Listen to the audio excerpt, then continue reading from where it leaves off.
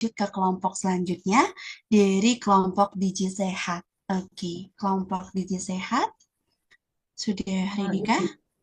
Sudah Oke. Kak, izin saya skip ya Kak. Oh, oke, monggo. Waktunya 15 menit ya, dimulai dari sekarang teman-teman.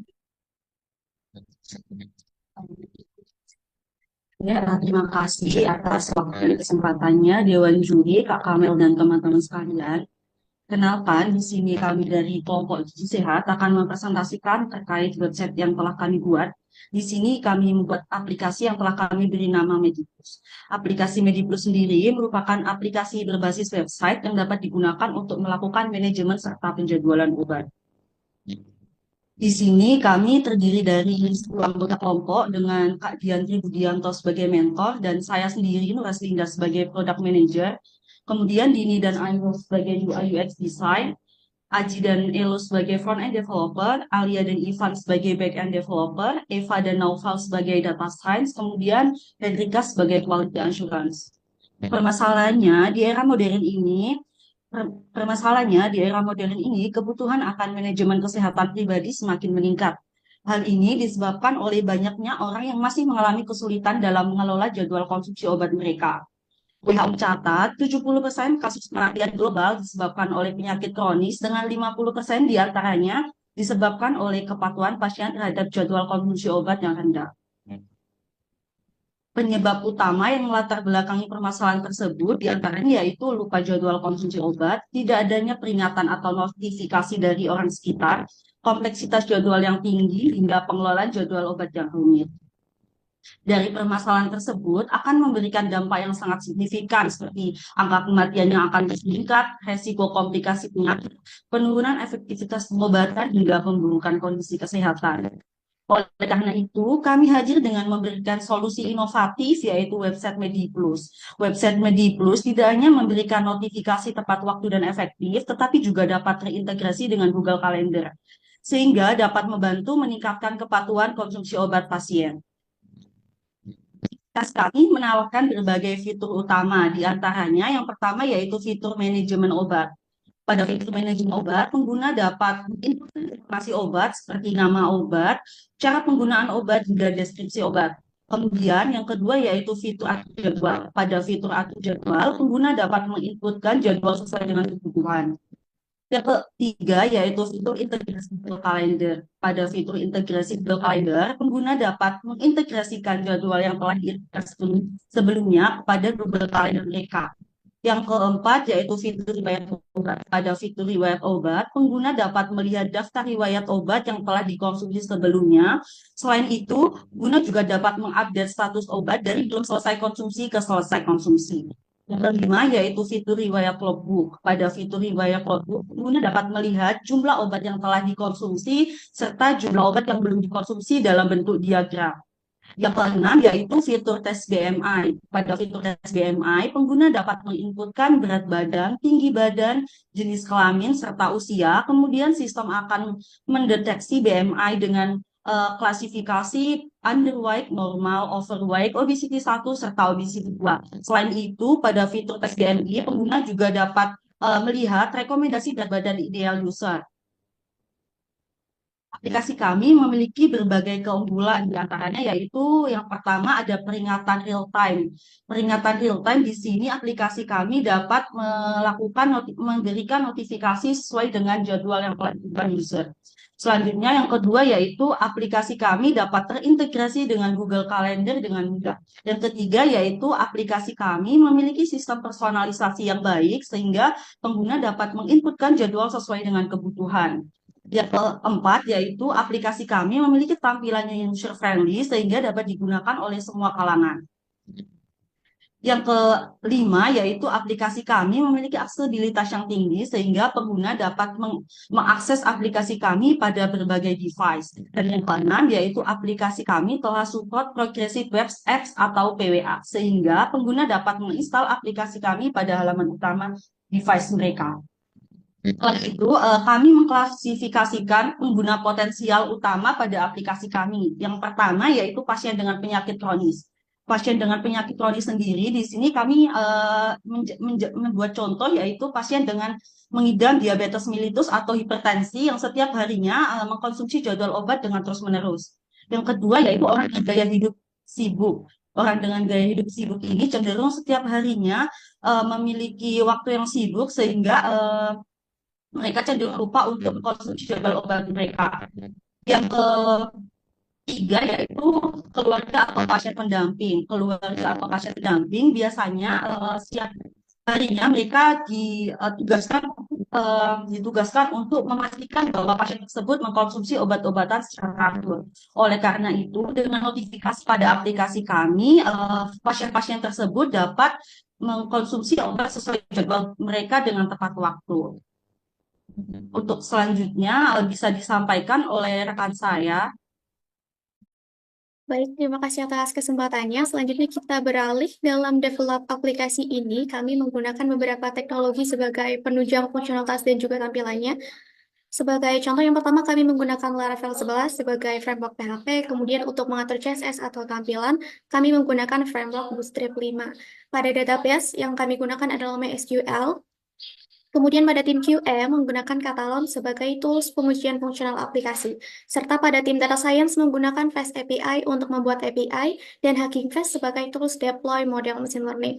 Dan pada tahap deployment juga, kami menggunakan Hostinger sebagai hosting dan Linux sebagai sistem operasi. Baik, berikut adalah contoh desain yang dibuat pada halaman atur jadwal obat setelah pengguna berhasil menginputkan obat. Dan di sebelah kanan merupakan tampilan notifikasi yang akan muncul sesuai dengan waktu jam minum obat pengguna. Dan notifikasi ini akan muncul berupa pop-up pada aplikasi dan banner notification pada laptop. Selanjutnya kita beralih ke tahap pengujian. Pada pengujian pertama, kami melakukan pengujian clean code yang mana terdapat 126 file yang diuji dan hasil skor maintainability yang kami peroleh adalah A, yang mana ini menunjukkan kualitas kode yang sangat baik dan mudah untuk dipelihara. Kemudian waktu rata-rata yang diperlukan untuk mengatasi dan meningkatkan maintainability ini adalah 3 hari. Dan di sebelah kanan adalah hasil testing fungsional, yang mana menunjukkan total testing sebanyak 68 dengan 66 diantaranya tes dan 2 fail. Kita lanjut ke slide selanjutnya. Ini adalah hasil testing quality metrics kami. Dari tabel pengujian quality metrics ini, beberapa poin menarik yang dapat menjadi sorotan utama dan bisa saya sampaikan pada poin functional test coverage dengan capaian 92%, yang mana angka ini mendekati target yang diharapkan sebesar 95%. Tentunya tren ini meningkat yang mana menunjukkan progres yang konsisten. Kemudian pada bagian user satisfaction juga dengan skor 4,2/5, walaupun ini sedikit di bawah target 4/4,5, tren ini ternyata menunjukkan kepuasan pengguna yang meningkat. Kemudian hal ini menunjukkan potensi besar untuk terus meningkatkannya melalui masukan pengguna, khususnya mungkin pada aspek UI UX. Dan secara keseluruhan, sistem kami menunjukkan progres yang cukup positif dengan beberapa area untuk peningkatan yang telah diidentifikasi dan direncanakan dengan baik. Selanjutnya masuk pada scanning security, kami menggunakan tools Nessus yang mana pada domain kami menunjukkan tidak ada kerentanan kritikal, namun terdapat 5 high dan 12 medium yang perlu mendapat perhatian prioritas. Kemudian sebanyak 138 info ditemukan yang dapat digunakan untuk analisis lebih mendalam terkait konfigurasi. Dan pemindaian ini kami lakukan selama sekitar 34 detik dengan DNS dan IP teridentifikasi dengan jelas. Next slide. Kita masuk ke demonstrasi penggunaan aplikasi Medipulse pada ponsel berbasis PWA yang dapat kita simak bersama. Progresif Kubernetes sehingga meskipun aplikasi berbasis website, tapi bisa terinstall pada ponsel dengan menggunakan klien utama. Pada pengenalan penggunaan SaaS dengan lebih baik secara dinamis. Sebelum masuk, kita diharuskan melakukan register dan login dengan memasukkan email dan password. Namun agar lebih mudah, dan juga dapat meregister menggunakan akun Google dengan cara lanjut menggunakan Google, kemudian pilih akun yang akan dikaitkan dengan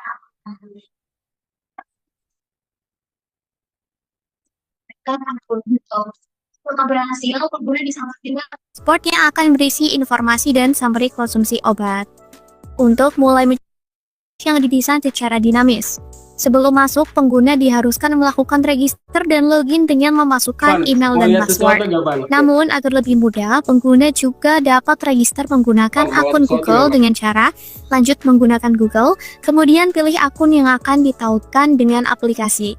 Secara otomatis, pengguna telah melakukan register pada website menggunakan akun Google. Setelah berhasil, pengguna disambut dengan tampilan dashboard yang akan berisi informasi dan summary konsumsi obat.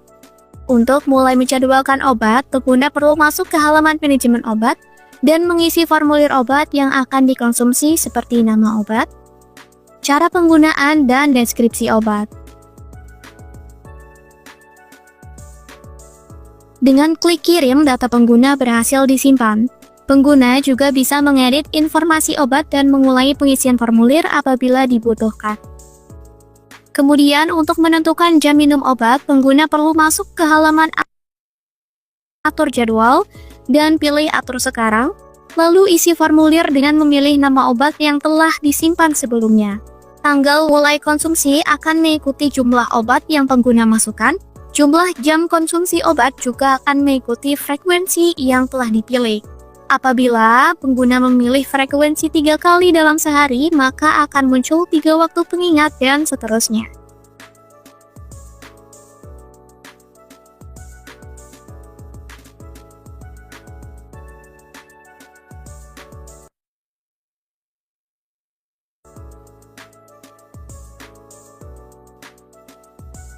Setelah mengatur jam, klik jadwalkan reminder untuk menyimpan. Data pengguna berhasil dikirim, jadwal yang pengguna atur sebelumnya akan muncul. Klik dimanapun pada tabel, lalu tambahkan jadwal ke Google Calendar untuk integrasi pengingat. Pilih akun kalender yang pengguna gunakan, dan pengingat berhasil ditambahkan pada Google Calendar. Buka Google Calendar untuk memastikan pengingat benar-benar masuk, dibuktikan dengan notification bar yang akan muncul. Pengguna juga bisa menghapus jadwal apabila diperlukan dengan klik button hapus dan data pengingat akan hilang.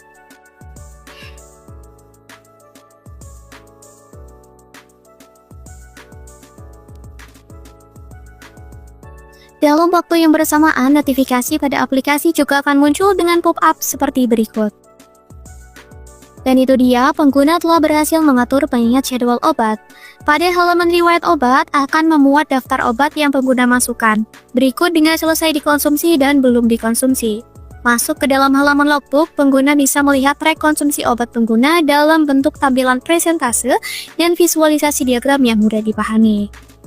Selain pengingat, website kami dilengkapi dengan fitur pendeteksi BMI di mana pengguna bisa mengetahui nilai BMI-nya dengan cara menginputkan berat badan, tinggi badan, jenis kelamin, dan umur.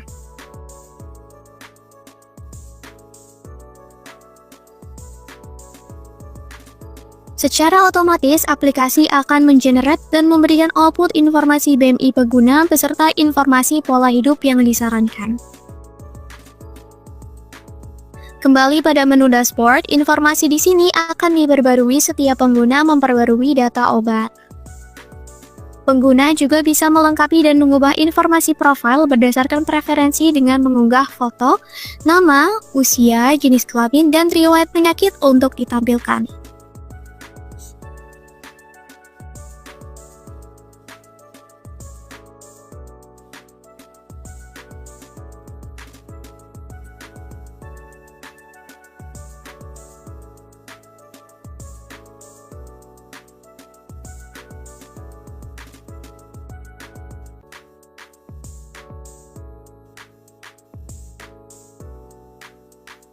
Informasi pengguna berhasil diperbarui.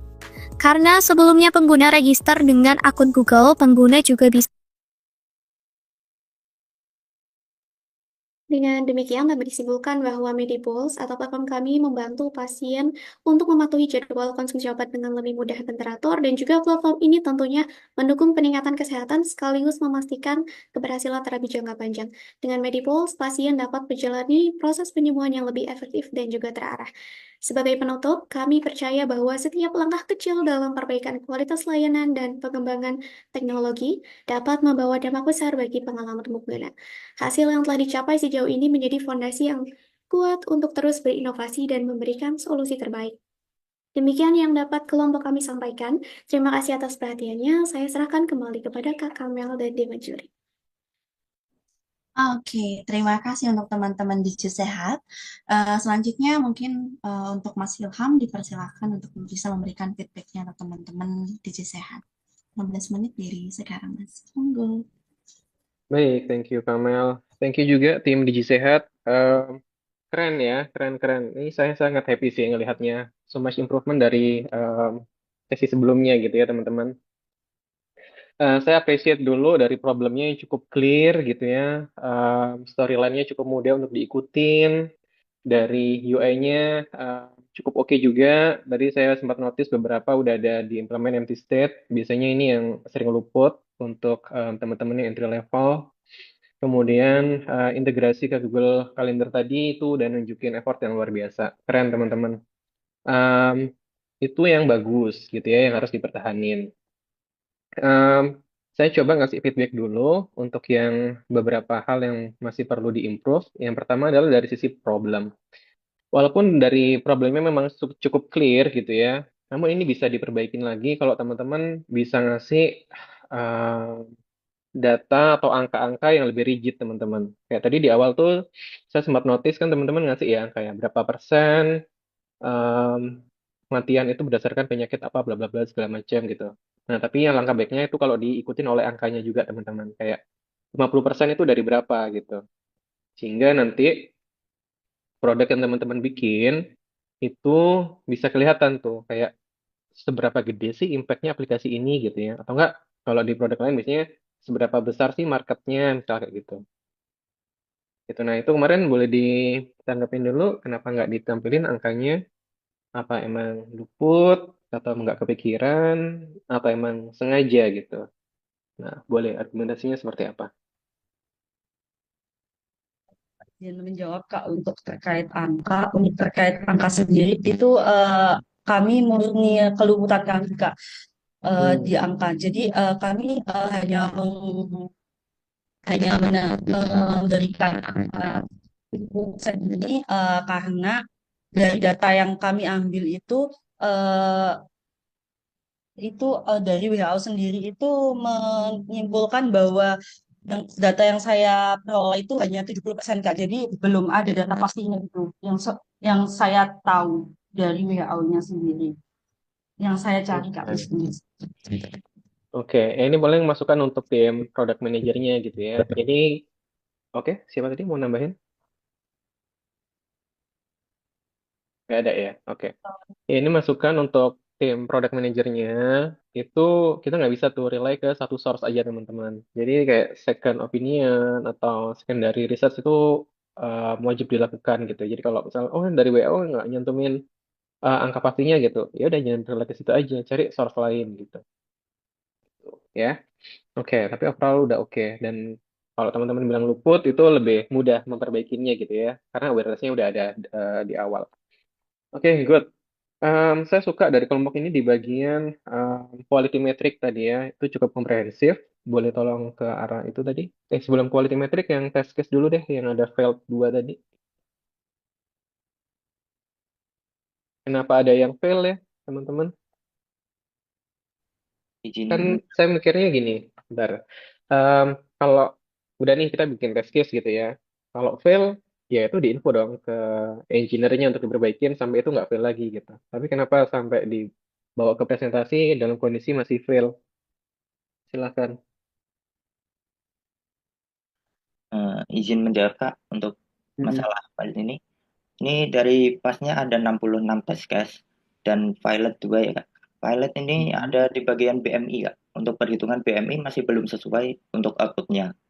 Jadi untuk Hmm. tim data science-nya belum sesuai gitu Kak.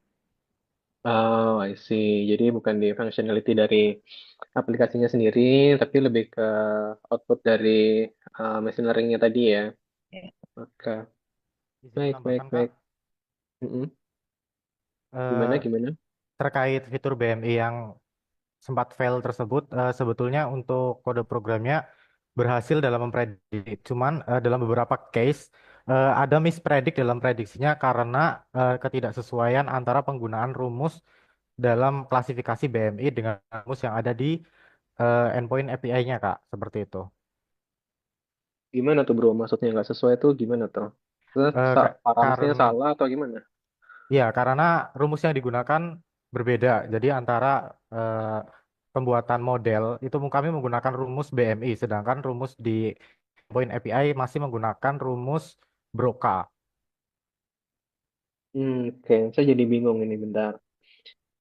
Harusnya kalau yang seperti itu ini kan berarti ada dua service ya. Satunya service yang untuk ngitung si BMI-nya ini aja, satu lagi yang nge-call kan, atau satu lagi yang nge-consume gitu. Kenapa bisa ada dua engine yang hitung ya? Izin menjawab, Kak, karena engine yang pertama itu hanya untuk modelnya saja, sedangkan engine yang sebetulnya yang digunakan itu hanya satu engine, Kak, di bagian Hmm, API endpoint-nya. Dan yang digunakan di eh, langkah awal itu hanya model, pembuatan modelnya saja, lalu dideploy ke API service-nya, Pak. iya, iya, iya, iya, iya. Iya, ini mungkin teman-teman harus hati-hati ya. Jadi jangan sampai kita bikin suatu sistem atau service itu yang redundant gitu. Jadi kalau bisa ya itu tadi beneran ada satu source of truth yang memang dijadikan versionnya gitu untuk di tes ini gitu ya gitu karena kalau kalau nggak jadinya satu gitu ya effortnya eh, jadi waste gitu karena teman-teman ngebikin sesuatu yang emang udah ada terus yang nomor dua jadinya lebih kompleks kan ini ada yang salah di sini gitu ya yang tesnya ngehit kemana gitu ya padahal yang bener di mana misal gitu itu kan isunya yang ada di teman-teman ya bener nggak?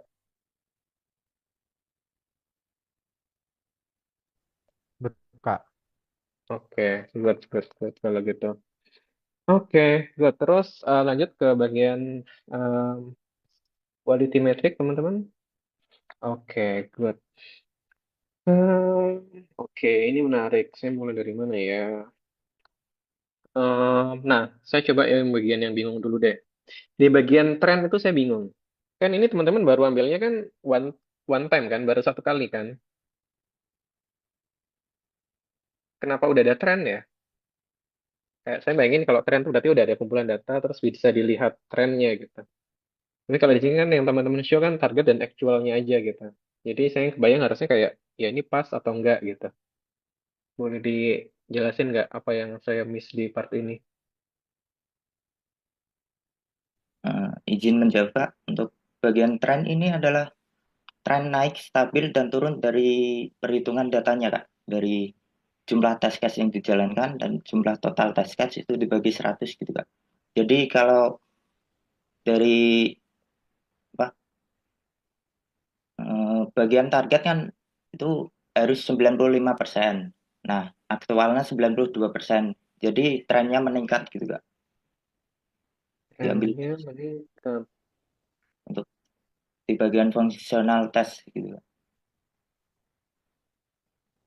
Saya masih belum kebayang sih kenapa teman-teman nyantumin tren yang meningkat. Dan kalaupun emang nyantumin tren, harusnya itu tadi teman-teman nyantumin tuh periodically tuh gimana gitu. Kalau emang misal ya, kayak misal test coverage gitu, ya of course dia harus meningkat gitu. Masa dia turun gitu. Kalau turun kan berarti ada yang nggak imbang kan di part itunya, apa namanya antara development dan tesnya gitu.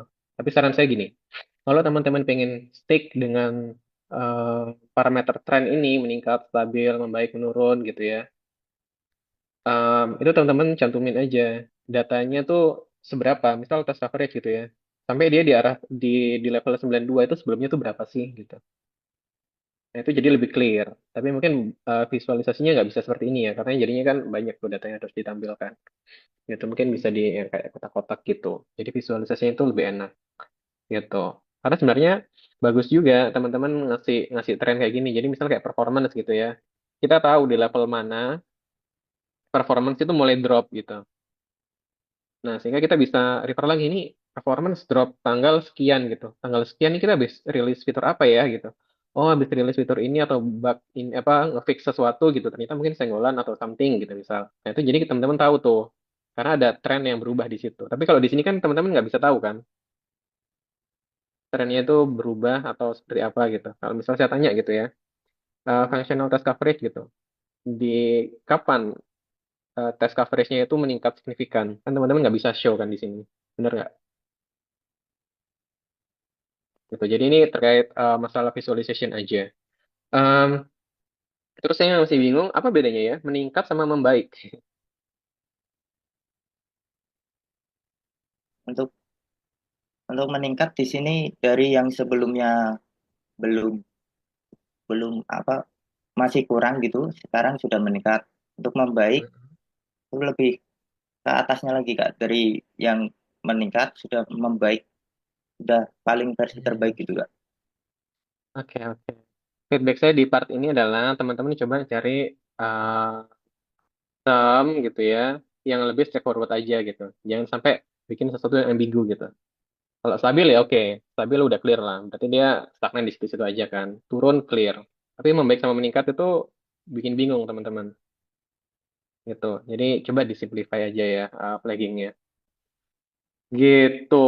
Terus, nah, terus bagian yang bawa sendiri misal documentation completeness gitu ya. Lengkap dan hampir lengkap itu juga nggak kebayang sih saya teman-teman. Kecuali kalau teman-teman pakai percentage juga gitu. Kayak oke, dokumen yang lengkap itu kalau ada poin A, B, C, D, E gitu ya.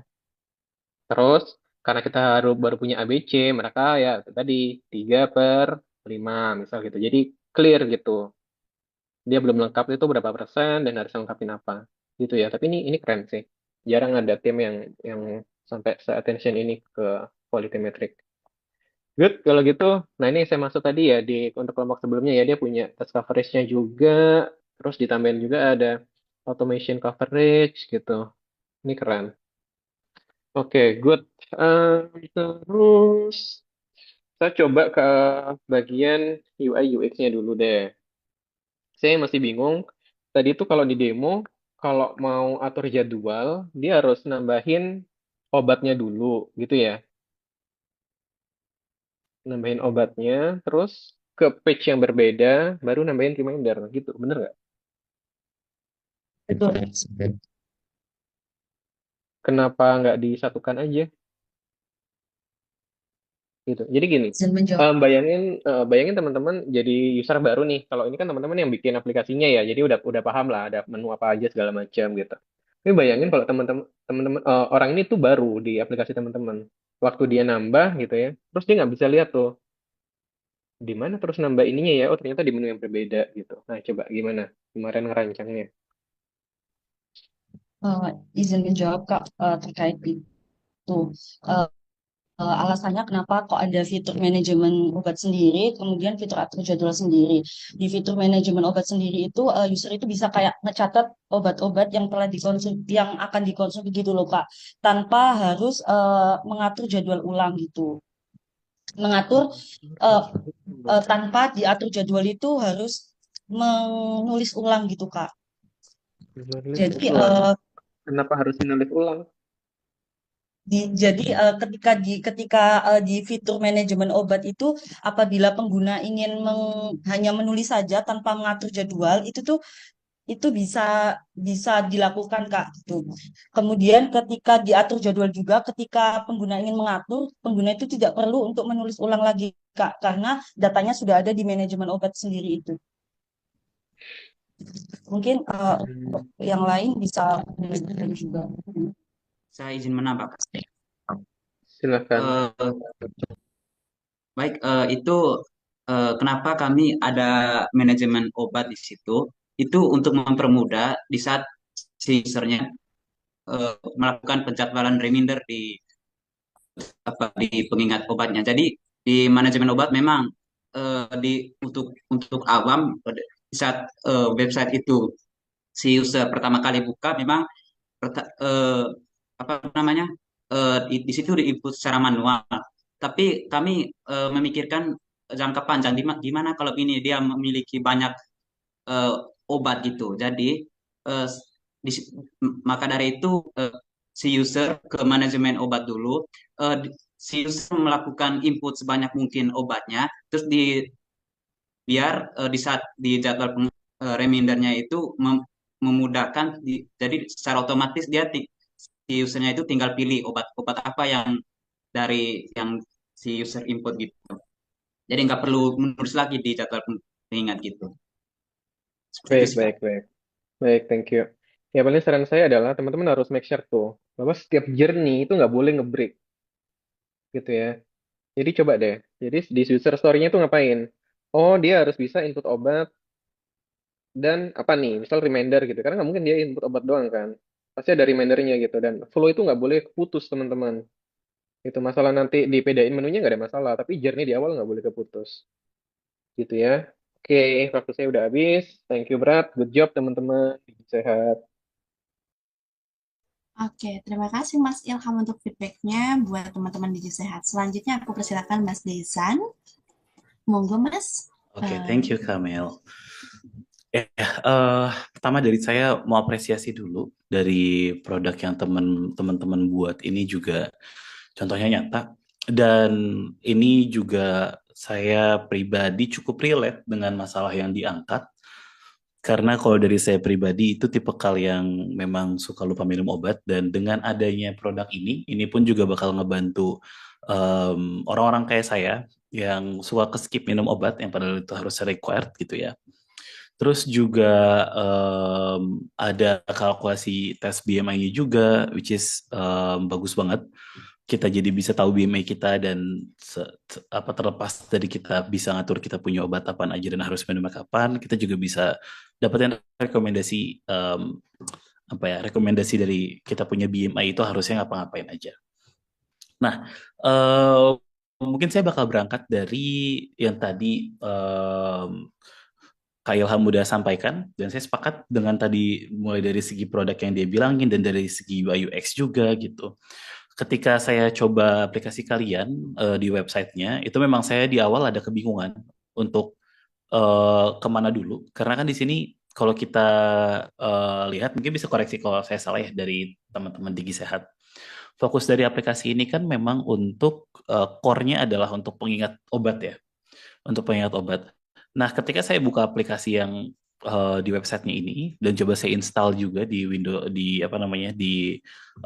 laptop saya, itu yang paling saya fokusin adalah langsung ke atur jadwal obat gitu. Jadi mungkin flow-nya itu bisa pada saat kalian tambah obat itu tambah pengingat, mungkin di atasnya bisa kita tambahkan flow dulu mau pakai obat yang mana nih yang udah ada atau tambah obat baru gitu. Jadi flow-nya nggak terputus betul. Jadi kita benar-benar nggak bingung nih kayak oke bisa tambah obat, oh ternyata harus ke atur jadwal dulu. Jadi kalau bisa pada saat user ngebuka aplikasinya, dia itu cukup ngelakuin satu hal atau cuman perlu buka satu hal dan setelah itu objektifnya ke-achieve gitu. Karena ini pengen bikin reminder, jadi ya pasti kita input obatnya dulu dan nanti dia itu obatnya apa-apa segala macam ya diinput pada saat barengan sama pengingat obat gitu. Jadi journey-nya nggak keputus gitu.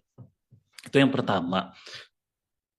Terus yang kedua dari teman-teman Digi Sehat ada dokumentasi sendiri nggak ya untuk backend dan front end-nya terlepas dari GitHub yang ada kalian provide itu? Ada dokumentasi tambahan deh kira-kira? Izin menjawab Kak, untuk dokumentasi teknisnya ada Kak, tapi dalam bentuk Word gitu Kak. Oke, dalam bentuk Word. Itu tuh dalam bentuk Word, dokumentasi teknisnya lebih ke ngejelasin tiap-tiap teknisnya kah? Atau bentuknya dia adalah API kontrak? Atau apa tuh kira-kira? Izin menjawab, untuk dokumentasi teknisnya itu dalam bentuk menjelaskan teknisnya Kak, bukan API kontrak karena di kita sendiri untuk base-nya itu kata machine learning itu kita nggak pakai API Kak. Oke, karena pakai Laravel ya. Iya Kak. Oke, nggak ada masalah untuk hal itu. Tapi will be nice kalau semisal kalian bisa masukin di readme.md-nya di GitHub page kalian. Itu sesimpel dari prerequisite-nya apa yang harus diinstal terlebih dahulu, terus juga cara run-nya seperti apa yang harus diperhatiin dan segala macam. Jadinya ketika kita ngebuka repositorinya, itu bakal lebih jelas gitu kayak apa aja yang harus diperhatiin terlebih dahulu gitu. Jadi teman-teman juga harus aware dengan readme.md-nya itu karena itu bakal jadi acuan sesama developer gimana caranya kita cloning, apa aja harus diperhatiin dan segala macam. gitu. Itu yang pertama. Nah, terus yang kedua adalah tadi boleh di back nggak slide-nya ke belakang yang ke target market? Oke, di awal-awal banget ya. Yang di target marketnya itu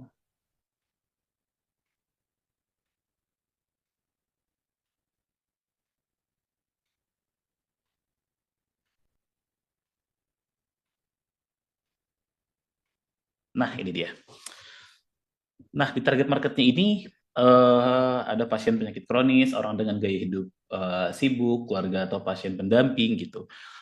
Mungkin saya pengen nge-highlight banget untuk yang di tengah nih, orang dengan gaya hidup sibuk gitu. Atau benar-benar orang yang benar-benar jadwalnya full banget. Nah, kalau saya semisal tadi coba aplikasinya, itu notifikasinya in-app, itu berjalan, tapi dengan catatan saya nggak nambahin Google Calendar ya di sini. Karena ketika tambahin Google Calendar, fokusnya jadi beda nih. Jadi ketika saya buat aplikasi, buat reminder, notifikasinya ini kira-kira bakal bentuk apa aja nih? Kalau semisal kita nggak ambilin Google Calendar, apakah hanya notifikasi in-app kah atau ada notifikasi lain?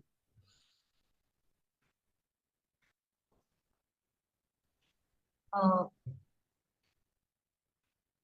Baik Kak, izin menjawab. Ya, silakan. Jadi di website kami ini kami menggunakan web notification. Eh, jadi hanya berjalan di saat browser aktif gitu. Dan waktu itu kami mencoba untuk membuat web menggunakan web push notification. Eh, Waktu itu nggak bisa. Dan pada akhirnya kami menciptakan Google Calendar untuk bisa memanfaatkan integrasi ke Google Calendar untuk bisa membuat notifikasi di luar itu. Jadi untuk perlu supaya bisa apa namanya yang kayak untuk bisa punya notifikasi di luar saat HP nggak aktif itu harus melalui ke Google Calendar dulu gitu Kak. Oke deh. Seperti itu. Oke. Itu mitigasi yang oke. Kalian punya second plan dan itu juga second plan-nya oke. Tapi mungkin feedback dari saya untuk hal notifikasi ini tuh lebih diperhatiin ya kayak karena ini adalah core value dari kalian punya produk. Harusnya mau bagaimanapun caranya itu yang harus dipikirkan pertama dan itu harus dibikin work terlebih dahulu gitu. Karena kalau misalnya kita mainnya di Google Calendar, pertama nggak semua orang, terutama orang-orang yang kerja itu ngebuka mereka punya main account di desktopnya gitu. Kebanyakan orang-orang pada buka akun emailnya itu adalah akun-akun email kantornya mereka, kerjanya mereka.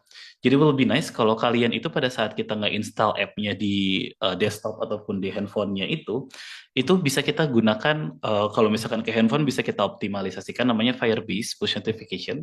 Itu bisa menggunakan itu dan itu juga free, kalian bisa coba optimize dan itu juga setahu saya sekarang udah support untuk Windows. Jadinya pada saat saya close apps-nya atau saya minimize segala macam, itu tuh nanti bakalan ada background proses dari backend yang bisa ngirimin notifikasi untuk pengingat obat ke end user-nya.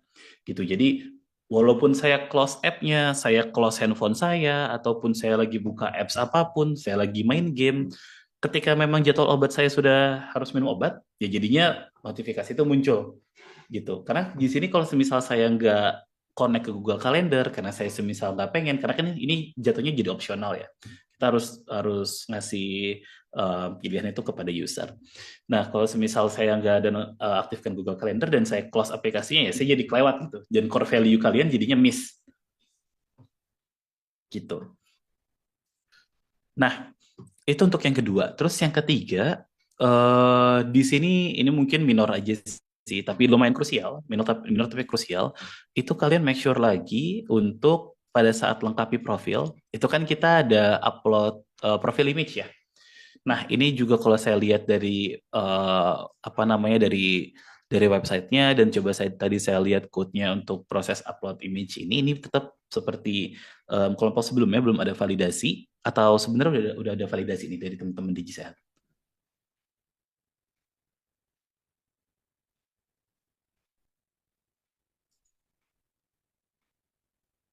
Izin menjawab, Kak, itu Ya. belum ada validasinya, Kak. Oke, ya jadi mungkin itu bisa ditambahkan juga. Backend itu nggak krusial, tapi bisa jadi krusial ketika ada orang iseng yang upload something ke kalian punya server. Jadinya saya bisa upload script, itu bisa jadi backdoor dan segala macam. Terus juga pada saat di manajemen obat itu, mungkin pada saat kita mau nge-input obat, saya udah masukin nama obat dan cara penggunaan obat, tapi deskripsinya nggak saya isi. Terus saya kirim, itu tuh websitenya kayak ke refresh aja. Terus pas saya coba cek ke riwayat obat, maksudnya pas saya cek ke atur jadwal dan saya pengen tambahin jadwal tentang obat yang tadi saya masukin, itu tuh datanya nggak ada gitu. Jadi saya nggak tahu itu tuh sukses atau enggak gitu. Kan kalau misal kita lihat dari flow code-nya, itu kan sebenarnya harusnya fail ya. Jadi mungkin bisa dikasih semacam tambahan nih, pas deskripsinya ini kosong, ternyata itu required, bisa dikasih semacam saya notifikasi atau apalah gitu kalau ngasih tahu deskripsinya ini kosong gitu. Sama juga pada saat ini saya nggak isi nama obat, cara penggunaan dan deskripsi, langsung saya klik kirim aja, itu juga halaman PC itu ke refresh. Jadi mungkin perlu ada validasi tambahan di sana. Gitu. Itu yang ketiga. Lalu nextnya mungkin saya pengen tahu deh untuk yang machine learningnya ini, yang tadi kan kalian untuk machine learning ini pakai Python dan pakai Fast API ya kalau nggak salah. Ya pakai Fast API. Boleh tahu nggak kira-kira ini mainnya itu dia ada di mana aja? Izin menjawab, Kak. Ya silakan. Kalau untuk mainnya itu hanya ada satu main PY di kebetulan saya unggah juga Ya. di Hugging Face untuk pembuatan API servernya. Jadi di situ hanya ada satu main PY-nya. Ya, maksud saya kira-kira fungsi utamanya dia ini dari si machine learning-nya ini yang di Hugging Face ini tuh kira-kira apa aja sih? Apa hanya untuk mengukur BPI saja atau ada kegunaan lain? Oh, untuk dari mainnya sendiri dia akan memproses input dari user. Jadi dia akan merekam input dari user dan mengirimkannya dengan model yang sudah kami buat. Kebetulan modelnya juga sudah diunggah ke Hugging Face sehingga nanti modelnya itu akan memproses input data dari user dan menghasilkan output gitu, Kak. Dan output Iya, itu oke. outputnya di kami susun di main PY juga, Oke. lalu diproses juga menggunakan recommendation gitu, Kak. Yes, dan ini untuk si API/predictnya ini hanya untuk ngekalkulasi BMI ya. Iya, Kak. Oke. Oke, mungkin saran dari saya lagi, ini tuh sebenarnya kalian punya produk tuh oke banget dan pengembangannya itu bisa banyak banget nih.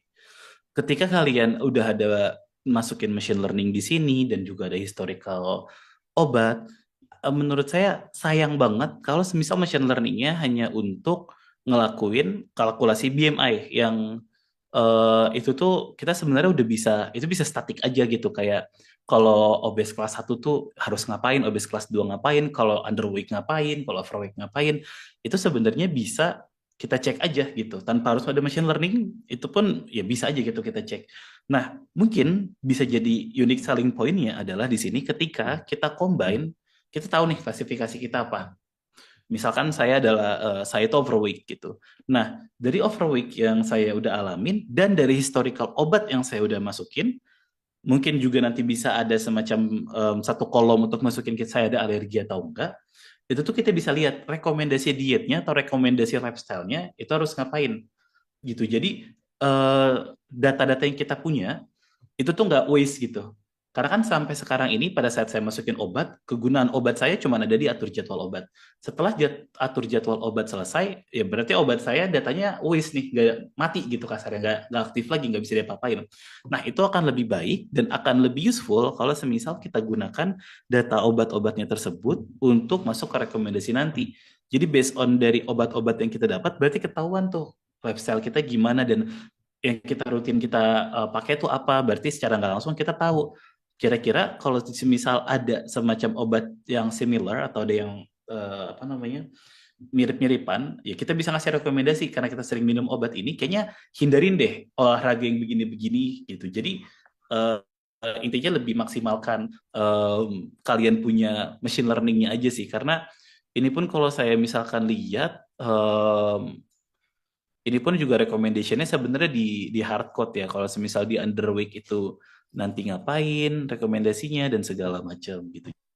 Jadi itu sih feedback terakhir dari saya. Mungkin data-data yang ada kalian punya di database itu lebih diaktifin lagi atau lebih diutilize lagi sih. Jadi nggak sia-sia gitu. Sayang banget kalau cuman recommendation-nya cuman diambil dari something yang itu nggak personalized gitu. Paling dari saya itu aja sih. Thank you sekali lagi buat teman-teman di Sehat. Terima kasih, Kak. Good product, good product. Oke, terima kasih Mas Dezan untuk feedbacknya buat teman-teman Digi Sehat. Terima kasih juga untuk Mas